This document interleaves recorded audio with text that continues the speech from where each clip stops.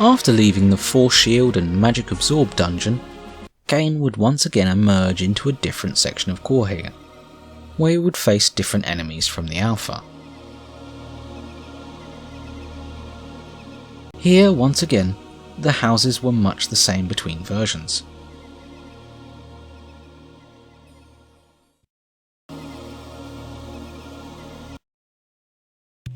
Although there were some minor changes, such as in the presence of tables, fires, flags, and the positions of bodies.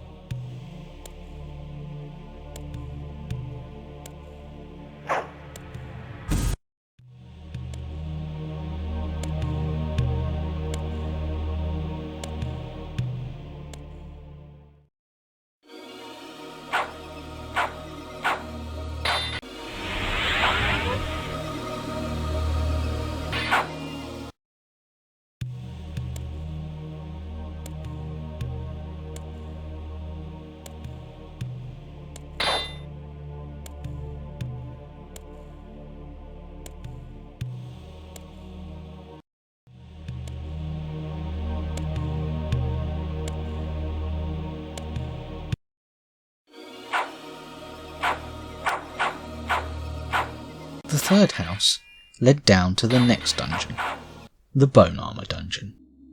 Unlike the previous Repel reshuffle, there is very little to choose between the versions of the Bone Armour dungeon, and much of the Alpha layout would make it into the final game.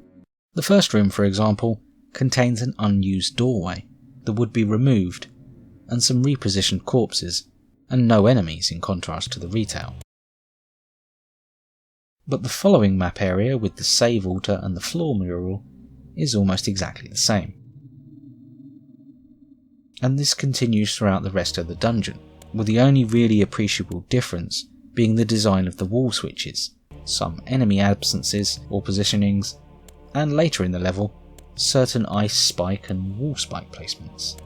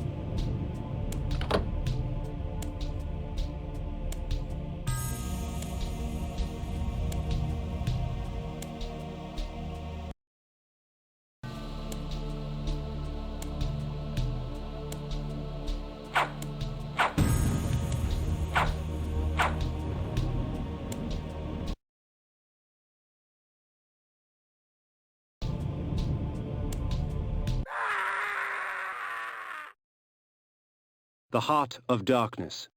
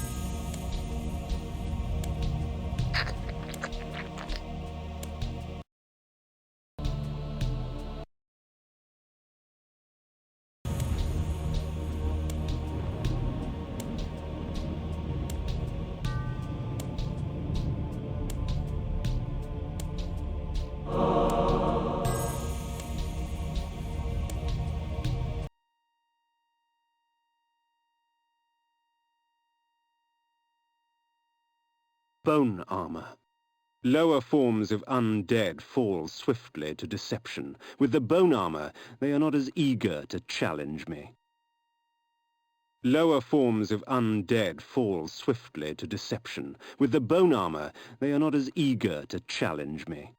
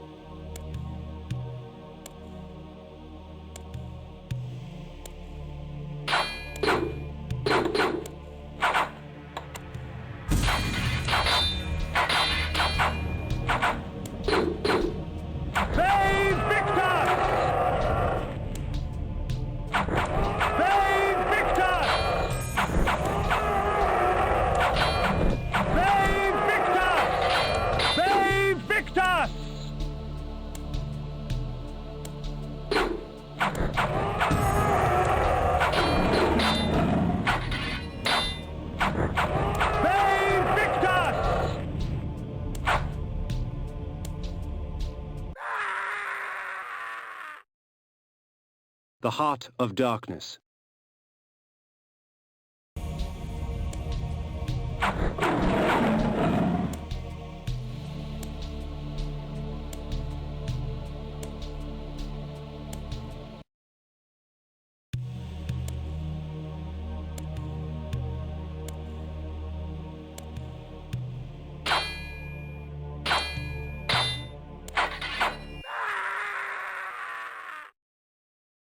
The Heart of Darkness.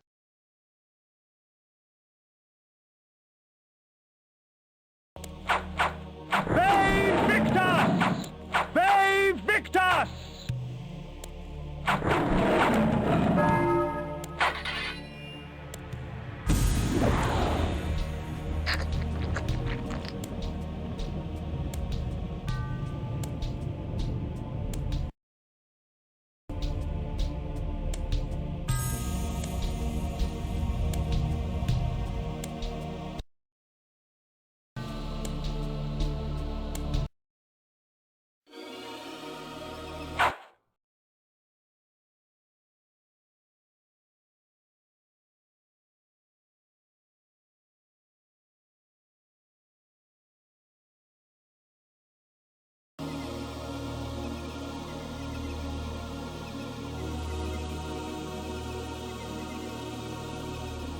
Again, surfacing in the overland of Coorhagen, we can explore another house, or rather an armory business, before moving on.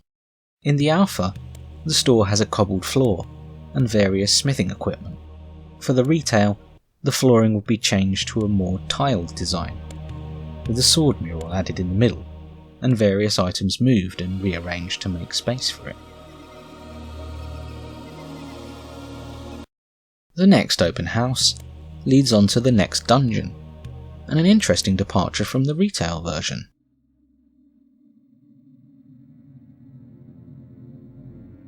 In retail, the passages here lead to the interior of a house and an expansive basement connecting it to the interior of another house, where Kain connects it to the overland and continue on.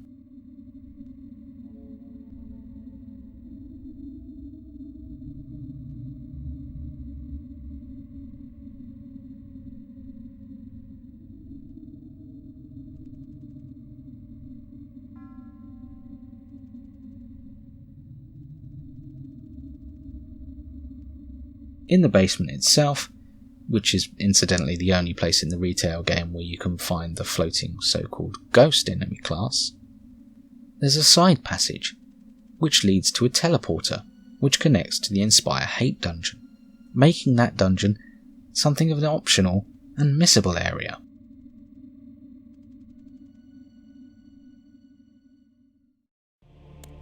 But this is not the case in the Alpha, where it's a compulsory part of Coorhagen, and one that cannot be missed, as the internal area of the first house connects straight to the first room of the dungeon. The first area of the dungeon proper is appreciably similar to its retail counterpart, but is missing a couple of features. One, a room at the bottom of the area that contains the teleporter Kain will use to enter in retail, and the other, a return teleporter next to the save altar, where Kain returns after the dungeon is completed. Neither teleporter is necessary in the Alpha, as the dungeon rooms flow continuously into the next area.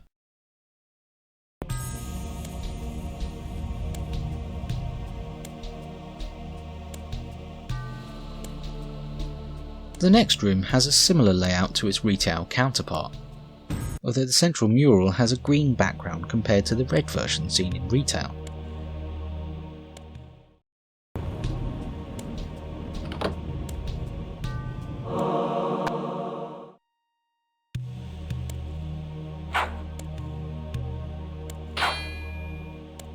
It's also worth mentioning that in this version, the Inspire Hate spell doesn't work as well as its retail counterpart, and enemies often don't attack each other.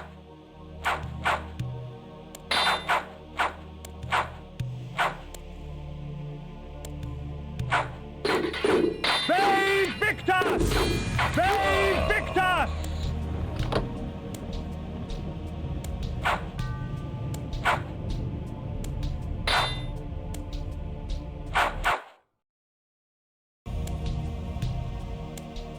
The rest of the dungeon features relatively few minor changes from retail, mainly in the presence and position of minor decorations like cages and chained skeletons, though occasionally there is a variation in the position and design of switches as well.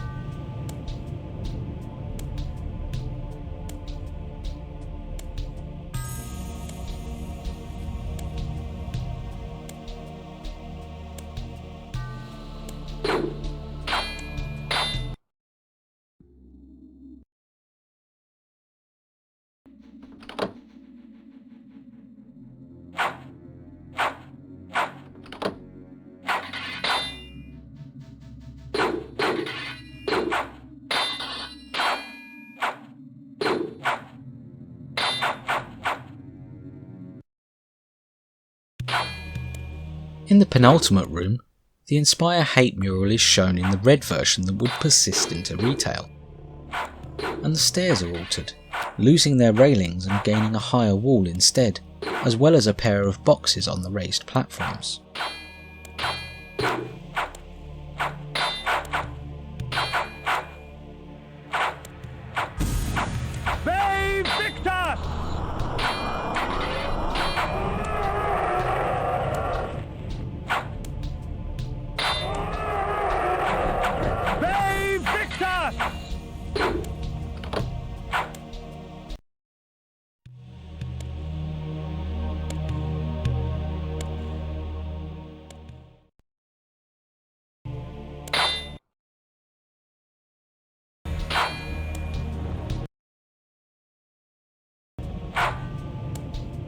The final room has a passage leading down to another red hate mural.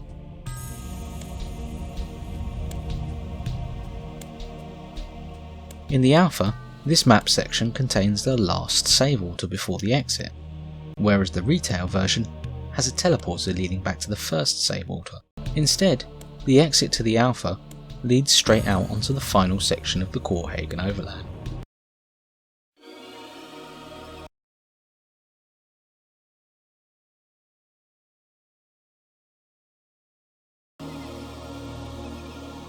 One more house can be discovered before we leave Coorhagen, and this has a similar story to the armory.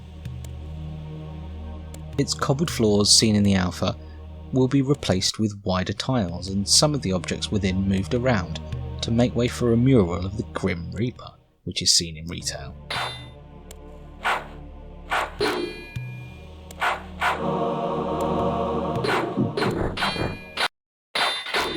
The stairway leading to the basement remains, but this is much the same in Alpha and retail.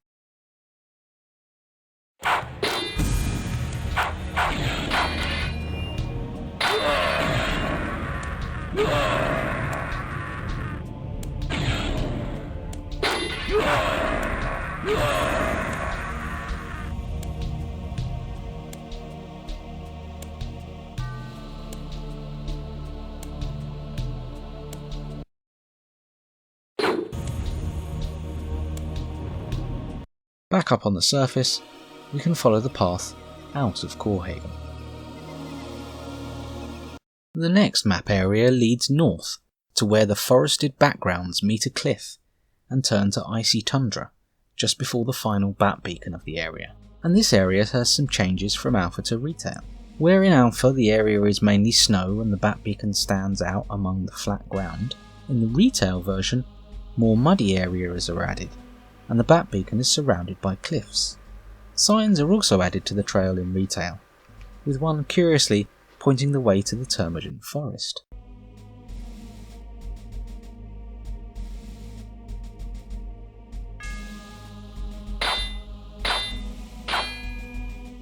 At the top next to the bat beacon are a couple of vistas which point the way to the next location, Malik's Bastion.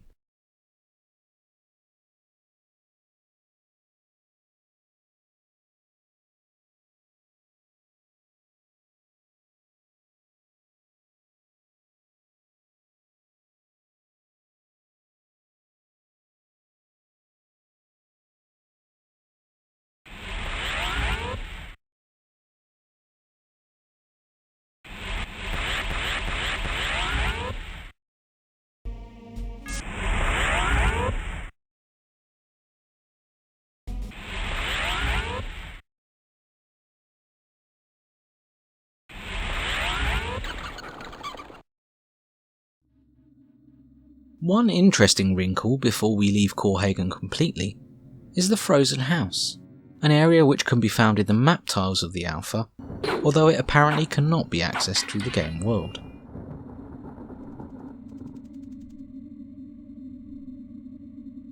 The tile depicts a house covered in ice with a pair of villagers frozen in place.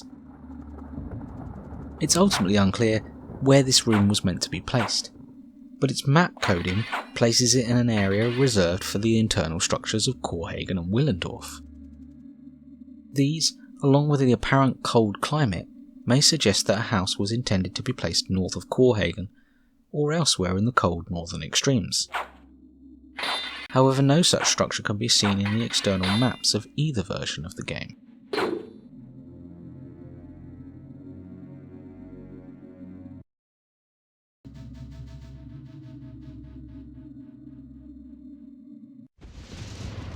Join us next time as we explore the Alpha version of Malik's Bastion.